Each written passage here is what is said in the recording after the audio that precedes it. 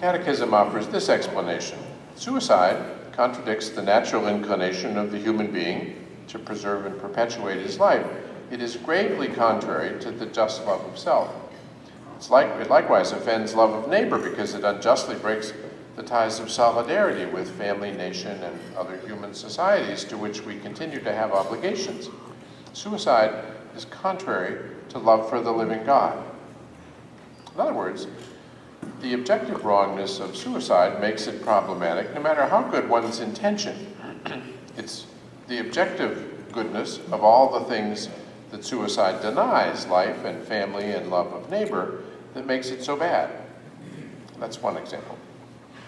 Here's another example of what I call moral ambiguity, the notion that I condemn or disagree with. The pilot episode of Modern Family introduces us to Mitch Pritchett, played by Jesse Tyler Ferguson, who's a young red-headed man. We first see him sitting on a plane with a baby girl, and the seat next to him is empty. And as the fellow passengers are making a fuss over the baby, Mitch explains that he's just adopted her and he's bringing her home for the first time.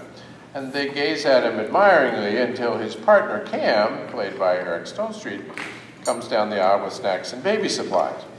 And all of a sudden, the people look aside, pretend to be interested in their Sky Mall magazines rather than... And Mitch stands up and says, "This baby would have grown up in a crowded orphanage if it weren't for us." He has a point. Mitch and Cam provide Lily with a stable home and access to education. They give her a better life than she would have had. They act with generous intentions. But that's not the point of Modern Family. The point of Modern Family is to prove that non-traditional family structures are just as good as old-fashioned ones. The only thing that matters in the show's philosophy is that Mitch and Cam love each other. For the church, that's not enough. Love is structured in certain ways. The church teaches that the sacrament of marriage, a fundamental natural aim of which is the begetting and rearing of children, is a bond between a man and a woman.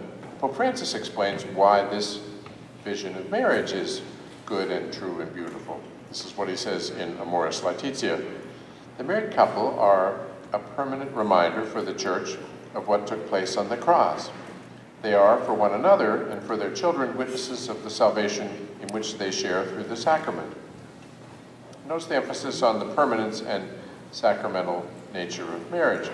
For the church, it's not about feelings of love or the practical good of raising children, but about bearing witness to the realities beyond marriage itself, namely the mystical union between Christ and the church.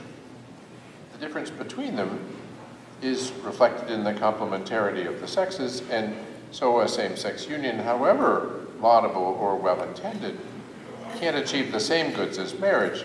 There is a right and wrong here that goes beyond circumstances or feelings or intentions, and